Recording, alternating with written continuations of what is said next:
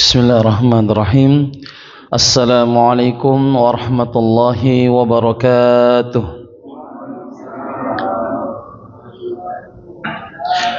Alhamdulillahilladzi ja'ala syahra ramadhana sayyidash syuhur wa dha'afa fihi al-hasanati wal ujur. Arsala an-nabiyya sallallahu alaihi wasallam bil huda wan nur wa ala alihi wa ashabihi wa man tabi'ahum bi ihsanin ila yaumin nusyur. Amma ba'd. Hadirin dan hadirat, Bapak dan Ibu-ibu kaum muslimin yang sama-sama berbahagia.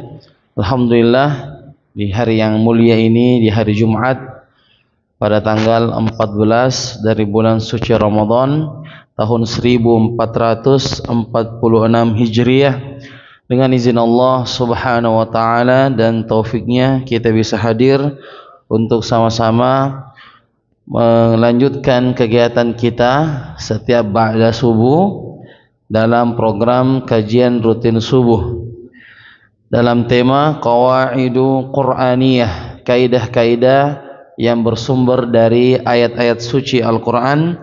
Khamsuna qaidatan, terkandung di dalamnya 50 kaidah fin nafsi wal haya, untuk jiwa dan kehidupan.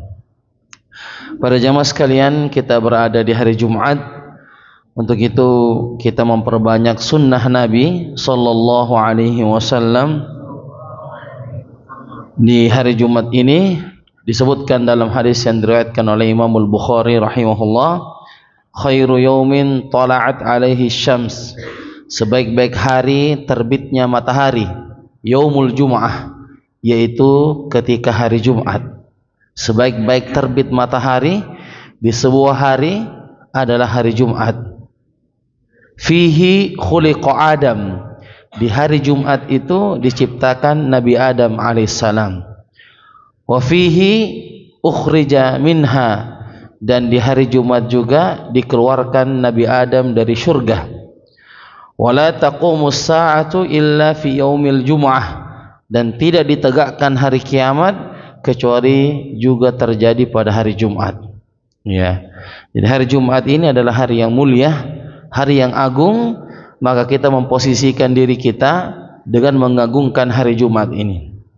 Di antaranya amal soleh di hari Jumat, yang pertama adalah membaca suratul Kahfi. Ya, membaca suratul Kahfi, karena disebutkan dalam hadis riwayat At-Tirmidzi, siapa yang membaca suratul Kahfi di malam Jumat atau hari Jumat, adha'a lahu minan nur, maka Allah akan memberikan cahaya padanya bainal jum'atain, antara dua Jumat. Ya, dari Jumat yang satu ke Jumat berikutnya. Yang kedua, di hari Jumat ini kita dituntut untuk memperbanyak doa. Apalagi kita berada di bulan Ramadan, bulan suci Ramadan. Secara umum doa-doa itu mustajabah secara umum. Ya, secara umum kita berada di bulan Ramadan, doa-doa itu dimustajabah di bulan Ramadan. Kemudian kita dalam keadaan berpuasa. Orang yang berpuasa juga ya dalam kondisi mustajabah, doanya dikabulkan. Apalagi kita berada di hari Jumat. Ya. Maka nanti di penghujung hari Jumat, ya, dan ini pendapat yang lebih dekat, bahwa mustajabah doa di hari Jumat itu adalah di penghujung hari, yaitu sebelum masuk maghrib. Sebelum masuk waktu maghrib, nah, disitulah doa diijabah oleh Allah subhanahu wa ta'ala. Ya. La yakumur rajul, tidaklah seorang berdiri salat atau sedang mengangkat tangan berdoa kecuali doanya pasti dikabulkan oleh Allah. Ya. Itu khusus di hari Jumat. Jadi memperbanyak doa. Ya, apalagi kalau nanti sore hujan, ya, maka bertambah lagi. Ya, apalagi kalau dizolimi, ya. Dizolimi oleh istri misalnya, atau dizolimi oleh suami, ya, nauzubillah, ya, bertambahlah berkali-kali lipat doa. Apalagi kalau dia pemimpin, masya Allah, bertambah mustajabahnya doa. Kemudian yang ketiga adalah memperbanyak salawat. Ya, kita harus ajari anak-anak kita, keluarga kita untuk banyak salawat. Ya, kalau di waktu sahur kita diperintah untuk banyak istighfar. Kalau hari Jumat kita diperintah untuk banyak salawat. Sallu ala nabi. Allahumma salli wa sallim ala nabiyyina Muhammad. Sallu ala nabi. Allahumma salli wa sallim ala nabiyyina Muhammad. Allahumma artinya ya Allah, salli, bersalawatlah, wasallim, dan berikanlah keselamatan ala nabiyyina Muhammad, terhadap nabi kita Muhammad sallallahu alaihi wasallam.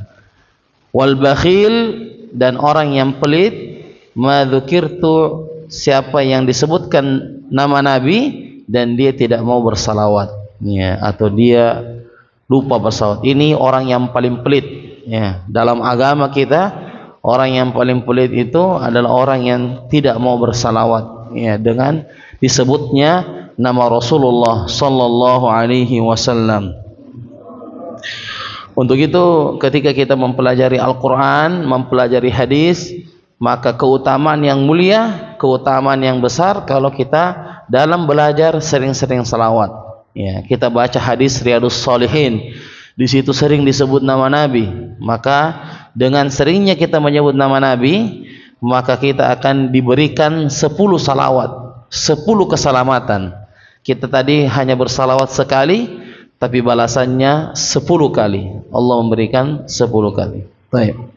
Jamaah sekalian yang sama-sama berbahagia, pada pertemuan kita yang terakhir telah kita sebutkan sebahagian dari kaidah yang ke-19. Kaidah yang ke-19 adalah firman Allah Subhanahu wa taala di dalam Al-Qur'an di surah Al-Baqarah ayat 179. Walakum fil qisasi hayatun ya ulil albab la'allakum tattaqun. Walakum fil qisasi hayatun ya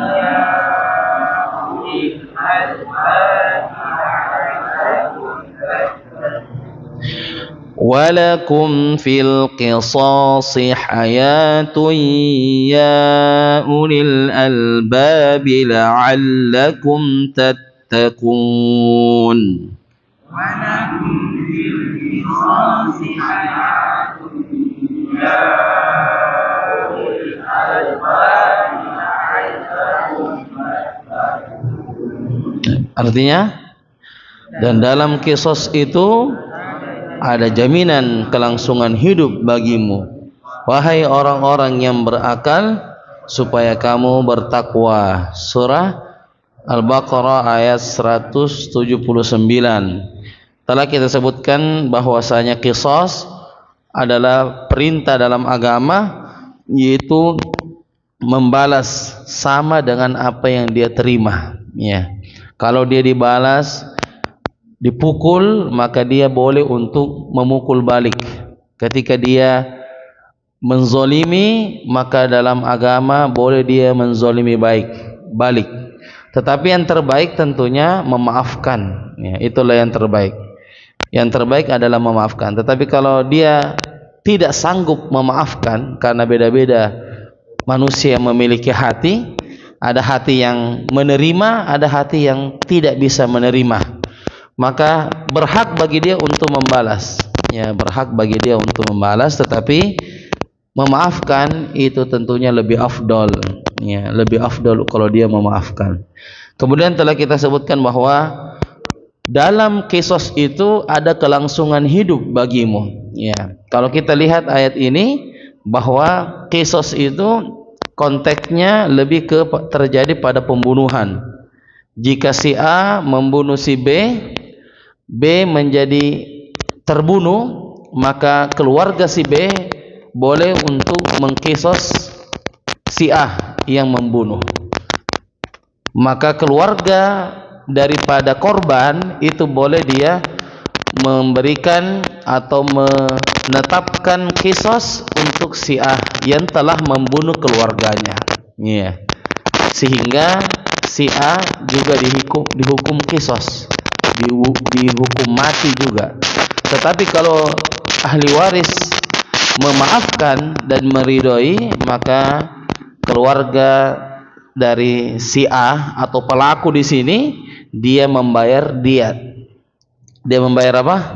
Diat, yaitu berupa denda, uang atau barang sebagai bentuk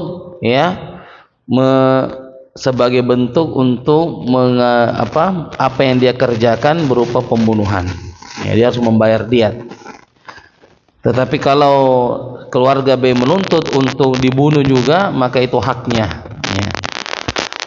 Padahal kalau kita lihat, kalau si A membunuh si B, kemudian keluarga si B menuntut untuk dikisos, maka yang tadinya satu orang yang mati menjadi berapa? 2 orang yang mati. Tapi kenapa Allah mengatakan justru dalam kisos ada kehidupan, ada kelangsungan hidup? Ya. Dan ini juga adalah kritik dari orang-orang non-Islam, mengkritik tentang hukum kisos, bahwa hukum kisos itu tidak berperi kemanusiaan, tidak ada hak asasi manusia, tidak menjaga yang namanya persaudaraan, tidak menjaga nyawa dan seterusnya. Padahal Allah Subhanahu wa taala justru menginginkan kehidupan yang langsung agar orang itu takut untuk membunuh. Ya. Kalau ada orang yang dia tahu bahwa kalau kamu membunuh orang, maka balasannya kamu juga dibunuh, maka pasti dia akan takut. Tetapi kalau dia membunuh tetapi balasannya atau hukumannya bukan membunuh, ya, dia ditahan beberapa tahun, di penjara beberapa tahun, 10 tahun dia di penjara, keluar dia bunuh orang lagi, masuk lagi di sel, 10 tahun dia pergi bunuh orang lagi. Ya, jadi memang hobinya bunuh orang, karena tidak ada sesuatu yang paling berharga dalam hidup kita ini adalah nyawa kita sendiri. Ini nyawa adalah yang paling berharga. Kita rela kehilangan barang, kita rela kehilangan mobil, kita rela kehilangan motor, kita rela kehilangan rumah. Tapi kalau jiwa kita mau hilang, ya, orang takut mati. Ya, orang takut mati. Untuk itu, dengan adanya peraturan seperti ini, orang takut. Kalau saya bunuh orang, kamu juga akan dibunuh. Ya. Jadi itu yang disebutkan oleh Allah, walakum fil qisasi hayah. Dalam kisos itu ada kelangsungan hidup. Bagi siapa? Ya ulil albab. Apa artinya ulil albab? Orang yang berakal. Jadi yang bisa memahami peraturan agama Allah ini adalah orang yang berakal sehat, orang yang mengetahui ada apa di balik layar. Tidak seperti orang yang komentar tadi mengatakan, peraturan ini keras, peraturan ini tidak berperi kemanusiaan, peraturan ini melanggar HAM dan seterusnya. Padahal di balik layar Allah menginginkan hikmah yang besar, bahwa manusia tidak boleh membunuh sesama manusia.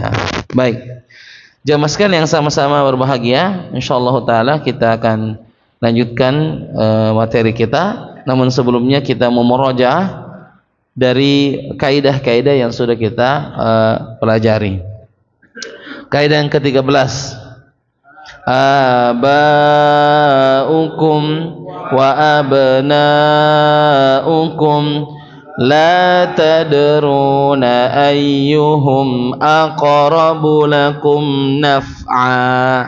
Nah, orang tua dan anak-anakmu, kamu tidak mengetahui siapa di antara mereka yang lebih dekat, banyak manfaatnya bagimu. Surah An-Nisa ayat 11. Yang ke-14, fa illam yastajibu laka fa'lam annama yattabi'una ahwa'ahum. Artinya, maka jika mereka tidak menjawab tantanganmu, maka ketahuilah sesungguhnya mereka hanya mengikuti hawa nafsu mereka belaka. Surah Al-Qasas ayat 48 sampai 58. 48 sampai 50. Kemudian kaidah yang ke-15. Wal aqibatu lil muttaqin. Dan kesudahan yang baik hanya milik orang-orang yang bertakwa. Surah Al-A'raf ayat 128. Kaidah yang ke-16. Qul la yastawil khabithu wat thayyib. Artinya, dan katakanlah tidak sama yang buruk dengan yang baik. Surah Al-Maidah ayat ke-100. Kaidah ke-17. Inna khaira manis ta'jartal qawiyul amin. Nah, dan sesungguhnya orang yang paling baik kamu ambil untuk bekerja kepada kita adalah orang yang kuat dan dapat dipercaya. Surah Al-Qasas ayat 26. Kaidah ke-18. Wa makros sayyi wa la yahiqul makrus sayyi'u illa bi ahli. Ulangi. Wa makros sayyi wa la yahiqul makrus sayyi'u illa bi ahli. Artinya, rencana yang jahat itu tidak akan menimpa selain orang yang merencanakannya sendiri. Surah Fatir ayat 43. Kaidah yang ke-19. Walakum fil qisasi hayatun ya ulil albabi la'allakum tattaqun.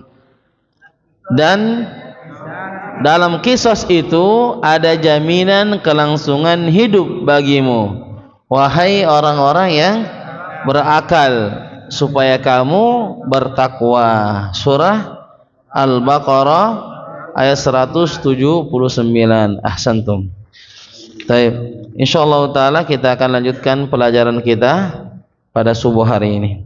Wa hadza majlisu ar-rabi' ashar min kitab Qawaidu Qur'aniyah 50 qa'idatan fin nafsi wal haya al-muallifu asy-syekh Umar bin Abdullah al-Muqbil hafizahullahu ta'ala. Bismillahirrahmanirrahim. Alhamdulillahilladzi waffaqana lil a'malil jamiyah. Wassalatu wassalamu wal barakatuh ala khairil bariyah nabiyyina Muhammadin wa ala alihi wa ashabihi wa dzurriyyah. Allahumma ighfir lana ya Allah ampuni kami wa lil mustamina dan guru kami wa lil hadirina dan yang hadir di majelis ini, walil muslimina ajma'in dan seluruh kaum muslimin. Qala al-'alim hafizahullah ta'ala, berkata penulis semoga Allah Subhanahu wa ta'ala menjaganya di dalam kitabnya Qawaidu Qur'aniyah ma'asyarul hafizahullah ta'ala, bersama dengan penjelasan antum semoga Allah Subhanahu wa ta'ala menjaganya. Amin ya rabbal alamin. Amin. Kelima, pengaruh kaidah mulia ini telah melampaui makna ungkapan orang-orang masa kini yang mengatakan al-qatlu anfa' lil qatl. Pembunuhan itu akan menafikan pembunuhan.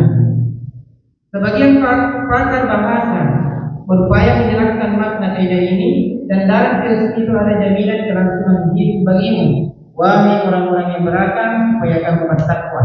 Mereka mencari letak dan poin kemukjizatannya, serta membandingkan dengan ungkapan-ungkapan yang dipopularkan oleh para penyangga penulis dan wartawan, yaitu ungkapan pembunuhan itu akan menafikan pembunuhan, karena sebagian pihak mengklaim bahwa ungkapan ini lebih memiliki kedalaman bahasa dari kaidah ayat ini.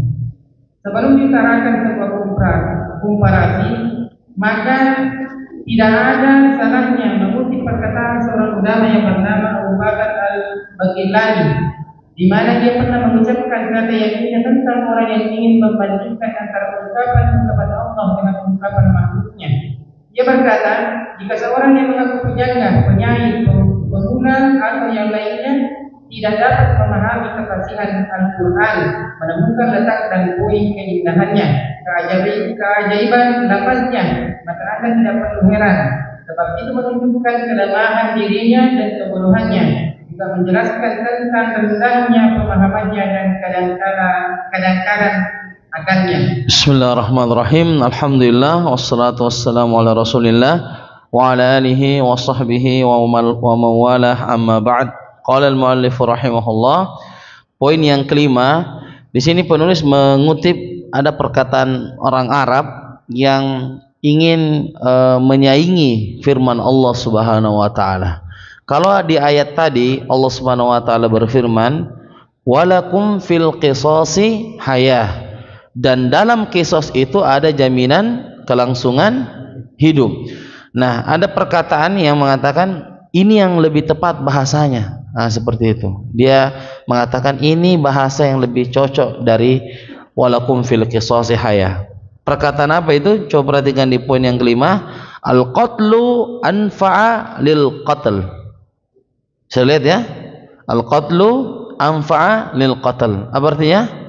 Pembunuhan itu akan menafikan pembunuhan. Ya, jadi dia mencoba untuk mengatakan bahwa ini yang lebih tepat bahasanya. Ya. Kemudian dikomentari oleh para ulama, seperti di paragraf terakhir tadi ada Abu Bakar al-Baqillani.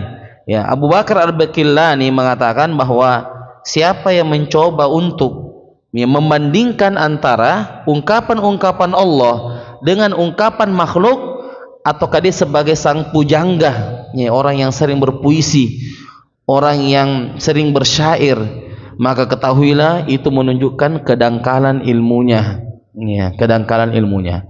Karena bahasa Al-Quran itu adalah bahasa yang paling indah, bahasa yang paling tinggi, ya.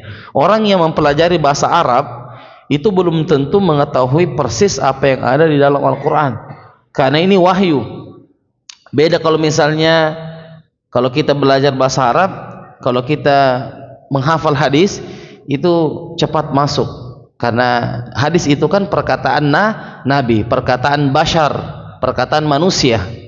Kalau Al-Quran ini bukan perkataan manusia, ini perkataan Allah Subhanahu wa taala. Sehingga kadang pun orang yang sudah paham bahasa Arab itu masih bisa membuka kamus untuk mengetahui apa maksud daripada bahasa ini. Karena ini bahasa paling tinggi, bahasa paling tinggi, ya, dari Rabbul Alamin, dari langit yang ketujuh, ya. Sehingga masih perlu untuk mencari apa makna di balik perkataan-perkataan ini, ya. Jadi dikatakan bahwa komentar tentang al-qatlu anfa'alil qatl yang ingin menggantikan kalimat walakum fil qisasi haya, maka ini menunjukkan kerendahan ilmunya atau kedangkalan ilmunya. Tidak bisa dibenturkan antara perkataan Allah dengan perkataan manusia, walaupun dia orang yang paling hebat berbahasa di dunia ini. Nah, di antara poin-poin perbandingan antara ungkapan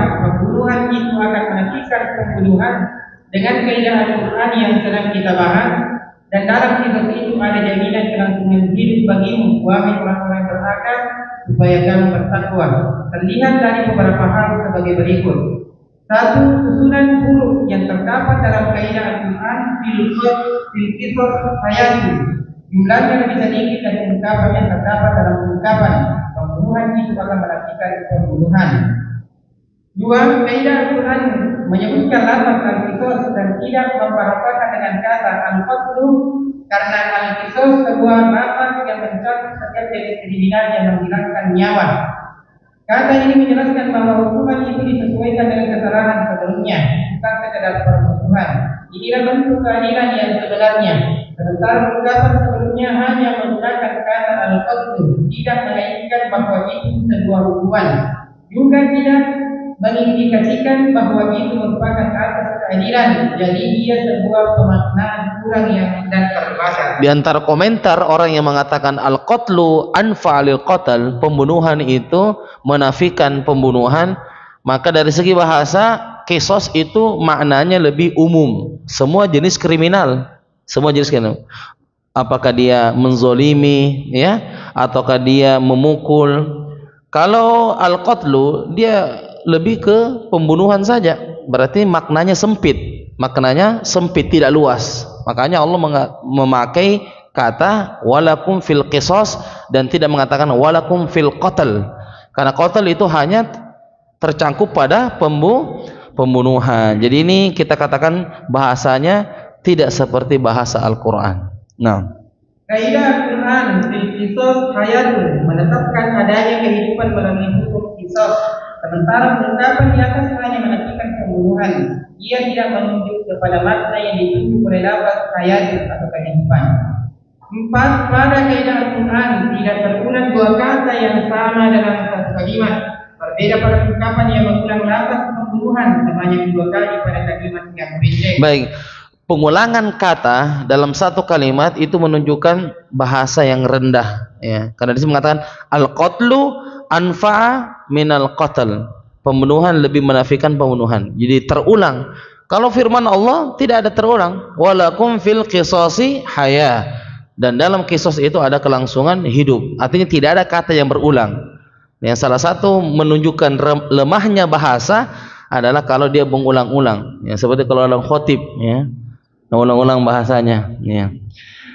Para jamaah sekalian, dalam khutbah Jumat ini kami akan menyebutkan banyak nya, atau dia mengatakan saya akan menyebutkan sebuah khutbah yang apa aku tahu Kang nih, apa namanya ini aku tahu, kita itu yang ceramah, apa ditahu Kang nih. Di sini disebutkan dalam ayat ini apa namanya, kita yang tahu, kita yang ceramah. Masa saya saya yang tebak, ya. Ya, jadi jangan ya seperti itu, ya, seorang khotib, ya. Insyaallah tidak ada sini, ya, khotib-khotibnya salam, insyaallah aman, ya. Tidak ada e-nya. Mana baca ini. Nah, jadi seperti itu, bahwa pengulangan kata itu menunjukkan ya kelemahan dalam bahasa. 6. 5. Pada kaidah Al-Quran memiliki kejelasan dalam makna dengan huruf-huruf yang terbatas. Berbeda dengan ungkapan, ia membutuhkan penafsiran tambahan agar maknanya menjadi jelas. Dari penafsiran itu minimal terdapat 3 makna yang akan timbul dalam benak seseorang. 6. Pada kaidah Al-Quran terdapat keserasian dan fleksibilitas huruf, ia mudah diucapkan, sementara pada ungkapan itu terdapat pengulangan huruf qaf. Tentu ini menyulitkan lidah orang yang mengucapkannya. Baik, juga disebutkan bahwa perkataan al-qatlu, jadi ini kan berbicara tentang komentar, tentang ada orang yang mengatakan al-qatlu anfa minal qatl, bahwa dia mengatakan ini perlu menafsirkan apa maksudnya itu, pembunuhan menafikan pembunuhan, belum jelas. Tapi ketika Allah berfirman walakum fil qisasi haya, dan dalam kisos itu ada kelangsungan hidup, maka ini sudah jelas, tidak perlu penafsiran tambahan. Tapi kalau yang mengatakan tadi pembunuhan lebih bermanfaat dari pembunuhan, ini butuh tafsir, ini butuh apa maksudnya. Jadi Al-Quran itu lebih jelas daripada apa yang diucapkan. Nah, ada sebuah cerita sederhana yang penulis ingin sampaikan pada bagian akhir pembahasan ini, yaitu seputar keindahan bahasa Al-Quran. Suatu hari Syekh Mahmud Syakir rahimahullah membaca sebuah makalah yang ditulis oleh seorang wartawan yang mengklaim bahwa ungkapan al-qatlu anfa'alil qatl lebih mendalam maknanya daripada ayat yang berbunyi walakum fil qisas hayatun. Klaim wartawan itu membuat sempit dan himpit hati Syekh Mahmud Syakir. Ia mengatakan bahwa kalimat ini berasal dari orang-orang yang kafir. Pada saat itu juga ia menulis surat kepada seorang sastrawan besar yang bernama Mustafa Shadiq Al-Rafi'i rahimahullah, yang yang menggesa agar ia segera mengkonter tuduhan palsu itu. Dalam surat itu, Syekh Mahmud Syakir menulis, aku merasa darahku tiba-tiba mendidih ketika mengetahui bahwa sang wartawan memuji-muji ungkapan Al-Qur'an Al-Fadil Qadli dan merendahkan firman Allah dalam kitabnya, walaupun fil qisasi hayatun. Aku teringat dengan firman Allah yang berbunyi, sesungguhnya setan-setan itu membisikkan kepada kawan-kawannya. Al-An'am ayat 121. Ya, jadi ini diceritakan bahwa Syekh Mahmud Syakir ini juga salah seorang ulama, ya, mengatakan bahwa ada sebuah makalah, sebuah tulisan artikel tentang seorang wartawan yang mengklaim bahwa al-qatlu anfa minal qatl itu lebih mendalam maknanya daripada walakum fil qisasi haya. Ya, kemudian setelah itu Syekh Mahmud Syakir menyampaikan ini kepada seorang sastrawan besar yang bernama Mustafa Shadiq Ar-Rafi'i, ya, untuk mengkonter tuduhan palsu itu. Dalam surat itu Syekh Mahmud Syakir menulis mengatakan, aku merasa darahku tiba-tiba mendidih ketika mengetahui bahwa sang wartawan memuji-muji ungkapan al-qatlu anfa minal qatl. Dan ini tanda-tanda, insyaallah tanda-tanda orang beriman. Ketika ayat-ayat Allah direndahkan, dia merasa darahnya itu mendidih darahnya. Begitupun juga kita berusaha. Kalau ada berita yang menghina Nabi kita, ya, kita harus panas. Kalau ada berita yang menghina agama kita, kita harus panas. Kalau ada konten-konten kreator yang menyudutkan agama Islam atau berpura-pura, maka kita harus marah. Ya, contoh kan biasa banyak itu konten-konten kreator yang misalnya main-main dalam sholat, ya. Dia imam, makmumnya kipas angin misalnya. Ya, kipas, assalamualaikum warahmatullahi, itu kipas juga assalamualaikum warahmatullahi. Ya, yang seperti ini merendahkan agama, dia bermain-main dalam urusan agama, tidak boleh. Atau antum mau buka puasa apa? Ya, saya mau buka puasa pakai babi. Jadi kan dia ketawa seperti itu, tapi ini merendahkan agama Allah Subhanahu wa taala. Ya. Atau ada juga yang mau buka puasa pakai rokok katanya. Ketika dia setelah buka puasa, ya, dan ini banyak ya orang buka puasa pakai rokok. Ini sesuatu yang haram. Ya, ketika sudah azan langsung berbuka puasa dengan dosa begitu. Dia langsung buka puasa, tidak ada air dulu, tidak ada kurma, langsung zahabal dhama wa batallatil uruq, telah hilang haus dan telah terbakar kerongkongan. Coba bayangkan, bukan hilang dahaga, bukan basah, terbakar kerongkongan, ya. Jadi ada orang itu memulai dengan sesuatu yang haram, ya. Ya, atau misalnya dia punya cerita gosip ini, dia tahan-tahan dari tadi puasa, bilang insyaallah ba'da maghrib langsung saya kirim, Mas. Ba'da maghrib dia langsung kirim. Saya tanya, apakah ada perbedaannya misalnya siang dan malamnya Ramadan? Maksudnya itu kita menahan untuk tidak menceritai orang, apakah hanya dari pagi sampai maghrib saja? Kalau malam sudah kita bebas? Tidak. Sebagian kan orang begitu, oh nanti bina sudah pi maghrib baru saya cerita seperti itu, atau nanti saya balas nanti pada maghrib, nanti cerita ini nanti saya kasih tahu ke pada maghrib, karena kita lagi puasa. Oh enggak boleh begitu, main-main dalam agama, ya. Menahan diri dari menceritakan orang itu di semua waktu, bukan hanya Ramadan, ya, di semua waktu, terutama di bulan Ramadan, terutama lagi ketika sedang puasa, ya. Jadi seperti itu, kita harus marah, marah kalau agama Allah ini dihina. Kalau kita sendiri dihina, ya, maka kita dituntut untuk bersabar. Tapi kalau agama Allah, ya, mari kita bicarakan, ya, mari kita membantah, ya. Seperti sekarang banyak konten-konten kreator yang dia bercanda tetapi di situ menyudutkan agama Allah Subhanahu wa taala. Nah, maka di atas pundakmu terpikul amanah dari kaum muslimin yang harus ditunaikan. Karena itu kamu harus menulis jawaban atas lemahnya ungkapan orang kafir itu untuk memperlihatkan kemujizatan ayat Allah yang mulia ini. Bagaimana menempatkan ungkapan di hadapan Al-Quran? Jika orang zindik ini dibiarkan, maka ia akan menghadapi manusia, menjadikan orang baik menjadi durhaka, sementara orang durhaka akan bertambah durhaka. Mereka orang-orang zindik dalam adab yang ingin mengabulkan kemujizatan Al-Quran dengan bahasa sastra. Baik, disebutkan di sini tadi bahwa ketika dia mengetahui ada orang yang berani untuk merendahkan agama Allah, ayat-ayatnya, maka dia teringat di surah Al-An'am ayat 121. Apa kata Allah di surah Al-An'am ayat 121? Wa inna syaitana la yuhuna ila awliyaihim. Sesungguhnya setan-setan itu membisikkan kepada kawan-kawannya. Ya, jadi memang setan itu selalu menggoda manusia untuk merendahkan ayat-ayat Allah Subhanahu wa taala. Dan tidaklah terjadi hal ini kecuali di atas dasar kemunafikan. Ada munafik dalam hatinya. Orang yang merendahkan agama pasti dalam hatinya ada sifat kemunafikan. Begitu saja. Ya. Dan kita harus baca. Ada video, kita harus baca ini merendahkan agama. Ya. Ada podcast misalnya seakan-akan berbicara agama, tapi dia sedang merendahkan agama. Atau podcast yang seolah-olah mengatakan agama itu sama. Ya. Jadi ini hanya bisa terbaca bagi orang yang ulul albab. Orang apa? Ulul albab, orang yang berakal. Kita lihat bagus ini kontennya, bagus ini podcastnya. Padahal di balik itu sebenarnya dia ingin menitipkan pesan kepada masyarakat bahwa agama itu sama. Mau Islam, mau agama lain, mau itu sama. Dan itu konten yang berbahaya. Innal ladzina kafaru min ahlil kitabi wal musyrikina fi nari jahannam khalidina fiha ulaika hum syarrul bariyah. Disitulah tempat yang paling sengsara. Ya, itu kita yakini. Apakah tidak bisa masuk Islam yang non muslim?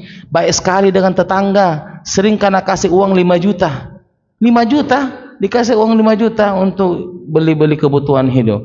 Maka kita katakan, iya, dia harus tahu bahwasanya kedurhakaan yang paling besar adalah kedurhakaan kepada Allah Subhanahu wa taala. Apakah tidak durhaka orang yang mengatakan Allah itu 1 dari 3? Ya, Allah itu 1 dari 3. Ini durhaka kepada Allah Subhanahu wa taala. Begitupun juga yang dirasakan oleh Syekh Mahmud Syakir bahwa orang yang merendahkan agama Allah juga ada sifat kemunafikan dalam hatinya. Nah, ketika surat ini sampai kepada Al-Rafi'i, rona amarah pun terlihat jelas di wajahnya. Dia segera menulis jawaban atau tuduhan ini pada beberapa halaman yang sudah termuat dalam kitabnya yang berjudul Wahyu Al-Quran. Semoga Allah memberikan balasan terbaik padanya dan selalu mengampuni kesalahan-kesalahannya. Sampai di sini apa yang penulis ingin utarakan seputar beda Al-Quran ini, dan dalam kisah itu ada jaminan kelangsungan hidup bagimu, wahai orang-orang yang berakal, supaya kamu bertakwa. Al-Baqarah 109. Kemudian dia rujuk kepada kebaikan dan dia mengakui bahwasanya perkataan yang lebih indah bukan al-qatlu anfa'a minal qatl, tetapi yang lebih universal adalah firman Allah, walakum fil qisasi hayatun ya ulil albab la'allakum tattaqun. Dan dalam hadis yang lain disebutkan tentang bahayanya ini qisas, yaitu hukum balik, ya, seperti orang-orang yang dihukumi, ya, hukum qisas, dia harus balas seperti balasannya. Masalah darah ini adalah awal yang paling pertama dicek oleh Allah. Darah, apakah kamu pernah bunuh orang, pernah lukai hati orang? Ini pertama kali dicek antar sesama hamba.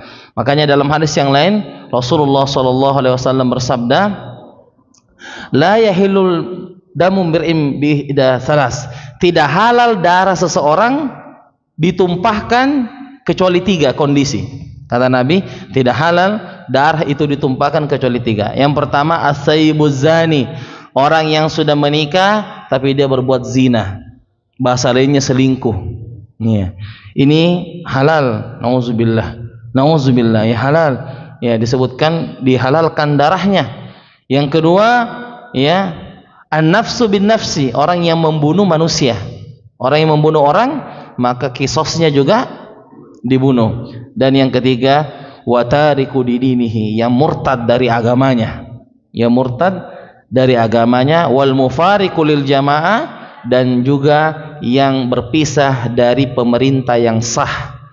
Dia berpisah dari pemerintah yang sah. Dia membangun pemerintah di dalam pemerintah. Nah, ini juga termasuk orang yang dihalalkan darahnya. Tentunya bukan kita yang datang ke rumahnya langsung ambil pedang, tetapi ini urusannya pengadilan, urusannya pemerintah. Ya, maka tidak boleh ya seperti ini. Orang yang disebutkan pertama as-sayyibuz zani, orang yang sudah menikah tetapi dia berzina, ya, maka hukumannya apa dalam agama kita? Apa namanya hukumannya ini? Khusus ini rajam, ahsantum, dihukum rajam, yaitu dihukum, yaitu ditanam dalam tanah sampai ke dada. Tutorialnya ya, ini tutorialnya. Jadi digali dulu tanah, kemudian dua itu laki-laki dengan perempuan itu, dua makhluk itu ya ditanam di situ, kemudian disiram, bukan, ya, tanam bunga. Jadi ditanam di situ sampai ke dada, kemudian dipanggil satu kampung untuk melempar dengan batu kecil, batu kerikil, lempar. Bukan batu besar, nggak boleh, harus batu kerikil. Karena batu besar kan satu kali ini sudah meninggal, dah seru, jadi dipanggil semua. Dan harus disaksikan oleh satu kampung. Kira-kira yang mau berani selingkuh lihat begitu, hadir pada saat itu, kira-kira masih mau berani selingkuh? Tidak berani. Bagaimana tidak ini? Coba lihat kondisinya, dipermalukan, sampai mati dihalalkan, bunuh, lempar terus sampai mati, dan harus disaksikan oleh seluruh masyarakat, dipanggil semua, diundang sama masyarakat. Ya, seperti 17 Agustus, nonton di situ. Subhanallah, ini kan menakutkan orang yang tadi. Dan sekarang orang bergampangan, ya, mengkhianati pasangannya, selingkuh, ya, selingkuh dalam WA. Awalnya memang WA dulu, lama-lama dia, lama-lama dia ajak, ya, dia pergi jalan, ya. Kata orang barat kan, no free lunch, tidak ada makan siang yang gratis, pasti ada maunya. Nah, kalau ajak pergi jalan-jalan, pergi makan itu hati-hati, tidak ada makan siang yang gratis. Ada udang di balik bakwan, ya. Jadi seperti itu para jamaah sekalian, ya, ini perhatikan bahwa bahkan ada di zaman Nabi dulu, ya, yang berzina dan dia sudah menikah, ya. Seorang wanita dari suku Arab, dia datang kepada Nabi dan mengatakan, ya Rasulullah, saya telah berbuat zina dan saya sudah menikah. Maka dia tahu konsekuensinya, hukumannya apa? Rajam, ya. Tapi Nabi mengatakan, kapan kamu coba peluk-peluk saja mungkin. Bilang, tidak Rasulullah, betulan? Tidak, apa mungkin kamu hanya ketemuan? Bilang, tidak Rasulullah, betul. Baru tanya Rasulullah, timba sudah masuk ke dalam sumur? Kata Nabi, ya, apakah timba sudah masuk ke dalam sumur? Kata perempuan itu, benar, ya, sudah masuk, ya. Kalau gitu kamu sudah kerja. Maksudnya itu Nabi, kalau ada kondisi begini, ya, kalau sudah terjadi, nauzubillah, kalau sudah terjadi itu tolong tidak disebar. Itu aib kita, dan yang ada adalah antara kita dengan Allah Subhanahu wa taala saja. Taubat. Nggak usah mengatakan, ada datang, Ustaz bagaimana ini, saya pernah begini. Nggak usah. Jadi sekarang tinggal taubat saja kepada Allah. Karena kalau sampai kepada pengadilan, itu diproses. Itu maksudnya. Sama dengan kita ini, kalau masalah apa, misalnya pencurian, dicuri rumah saya, kita tangkap orangnya. Dia bilang, jangan kasih tahu polisi, atur damai saja. Sudah Medi, saya maaf kami, jangan lagi ulangi, ya. Bilang, iya sudah. Tapi coba kalau itu sampai ke pengadilan, kan diproses, betul ya? Nah, jadi seperti itu. Jadi Nabi sebenarnya ini mau, tidak jika apa. Nabi bilang begitu, karena dia sayang kepada umatnya. Dia bilang, tidak Rasulullah, betul enggak? Maksudnya Nabi itu jangan antum lapor-lapor begitu. Ini udah urusan antum dengan Allah. Ya, jadi biarlah antum yang menangis di depan Allah. Nggak usah. Tapi karena sudah masuk ke hakim dan Nabi itu adalah hakim, makanya diproses. Makanya Nabi mengatakan, "Taib, kamu kan sedang hamil sekarang, datang setelah melahirkan." Ya, Nabi proses, datang setelah melahirkan, sudah dilihat, sudah keluar bayinya, ya sudah, baru di situ dirajam.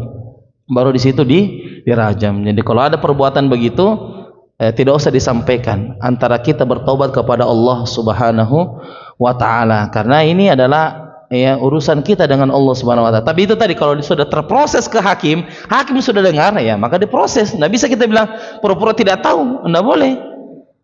Apa maksudnya ini, ya? Seperti tadi itu yang pencuri, bagaimana ini, lapor ke polisi? Jangan nih, keluarga aku juga sudah jangki lagi ulangi di media. Tapi kalau sampai di polisi ya sudah, dia akan diproses. Jadi sebenarnya Nabi tadi itu berusaha untuk menghindar. Makanya Nabi bilang, tidak jika apa, hanya ketemuan mungkin, pergi jika jalan-jalan. Tidak Rasulullah, betulan. Apakah makanya Nabi pakai bahasa kiasan, apakah timba sudah masuk ke dalam ember?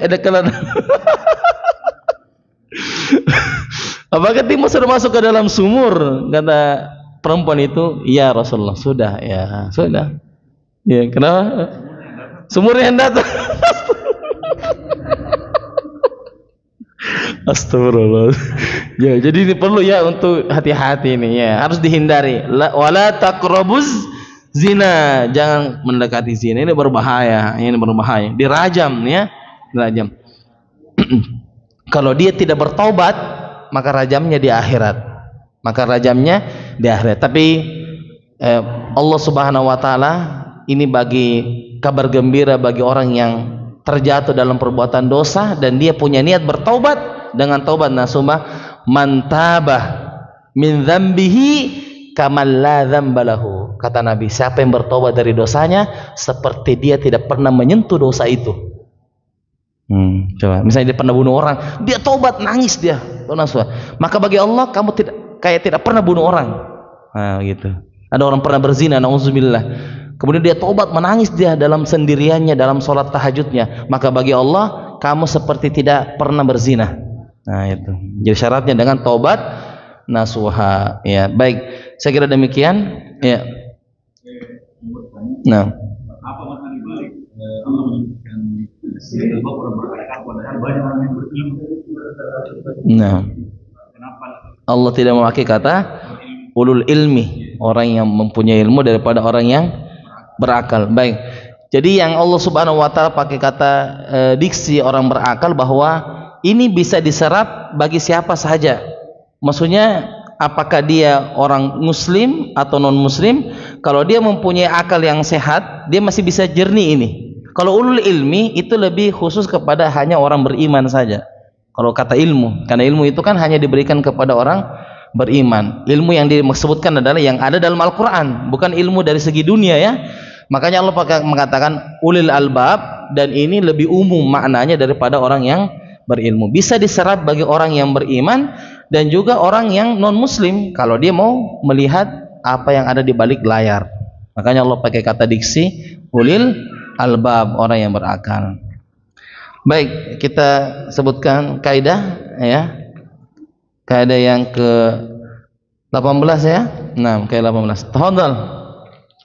Siapa? Kaidah yang ke-18. Nah, silakan Rois.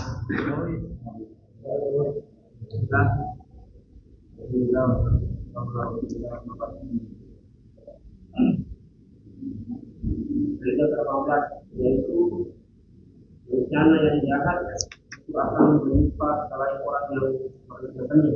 Nah, makanya kami yaitu kejahatan itu hanya membawa pelakunya kepada keburukan dan kerugian. Ya. Kehidupan misalnya dalam dunia bisnis dan perdagangan. Ya. Seseorang yang kepada bosnya misalnya, dengan niat tidak mau bayar, karena dalam pikirannya dia merasa untung, padahal hakikatnya dia rugi karena hilang kepercayaan. Masya Allah. Ahsantum, barakallahu fiik. Iya. Jadi sahih bahwa rencana yang jahat akan mendatangkan kejahatan berikutnya. Seperti tadi ya. Contohnya bahwa ketika dia pinjam kepada bosnya dan dia tidak niat bayar supaya bisa dapat untung, justru dia akan hilang banyak keuntungan, banyak yang akan hilang dari bosnya, terutama yang namanya kepercayaan. Ya, so, kalau kepercayaan sudah hilang, maka tidak ada orang yang berbisnis dengan kita. Kalau dia sudah tidak percaya dengan kita, sudah tidak mau berbisnis. Jadi itu sahih bahwa kita ketika merencanakan keburukan akan datang keburukan ini. Dan memang ada orang tipe pinjam uang dan tidak mau bayar. Ya, memang niatnya dari awal begitu. Dia kira itu sedekah. Ya, misalnya dia datang ke Pak Haji, tolong Pak Haji ini mau pinjam uang 3 juta. Oh iya. Ini tapi 3 juta kasih. Nah kira itu, sedekah ini kayaknya dari Pak Haji. Bukan sedekah. Kita mau kodimanya, apa tadi mau kodimanya? Mau pinjam uang ya sudah. Bukan nanti itu. Kecuali kalau setelah itu Pak Haji bilang, saya 2 juta mana, 1 juta itu sedekah untuk kita, itu bisa dipegang, itu berarti nanti dikembalikan 2 juta. Tapi kalau dia bilang oh iya saya kasih, nah itu ingat itu pinjam dan kita harus bayar ya. Dan kalau sistem pinjam meminjam itu harus jelas bulan berapa. Iya, nah boleh itu kita pinjam nanti pilih ya ki. Oh, jangan kasih jelas prediksi, ada namanya prediksi. Insya Allah kira-kira panen itu Pak Haji bulan 7 misalnya. Oh iya catat bulan 7. Tapi bulan 7-nya itu pekan keberapa? Iya harus jelas. Misalnya pekan 1, pekan 2, pekan 3, pekan keempat. Kira-kira pekan ketiga Pak Haji. Oh ya saya catat ya. Dan yang mencatat itu adalah orang yang memberi pinjaman. Yang mencatat adalah orang yang memberi pinjaman, bukan yang si peminjam. Karena nanti kan di hari H ketika dia menagih, tapi Pak ada itu hutangku sama saya, ada itu hutanta sama saya. Bilang mana buktinya? Kan biasanya begitu orang. Ini orang tidak tahu diri sudah dikasih pinjam pura-pura tidak. Mana buktinya katanya? Mana catatannya? Mana fotonya? Minta foto lagi. Saya bilang ini saya catatanku, ada not saya di HP, coba lihat. Ini kita pinjam sekian. Betul? Bukan saya kabang itu. Coba ini. Betul ini. Dan sekarang kan di media sosial ramai ya. Orang yang ditagih ya marah-marah kan, bahkan ada yang bawa parang. Tidak mau tahu malunya ini. Dia bawa parang, ditagih itu, dia bawa parang. Kapan saya pinjam sama kamu? Subhanallah, ini betul-betul orang tidak tahu diri ini. Ya. Dan pasti dalam hati kecilnya dia tahu dia pernah pinjam, masa tidak ingat, tidak mungkin. Pasti dalam hati kecil, cuma dia mau mengelak memang, karena dikira tadi sedekah. Ya, nauzubillah. Jadi yang punya hutang itu harus segera dibayar, karena itu pertanggungjawaban di hadapan Allah Subhanahu wa taala. Demikian, jazakumullah khairan. Kita tutup dengan doa kafaratul majelis. Subhanakallahumma bihamdik asyhadu an la ilaha illa anta astaghfiruka wa atubu ilaik. Wassalamualaikum warahmatullahi wabarakatuh.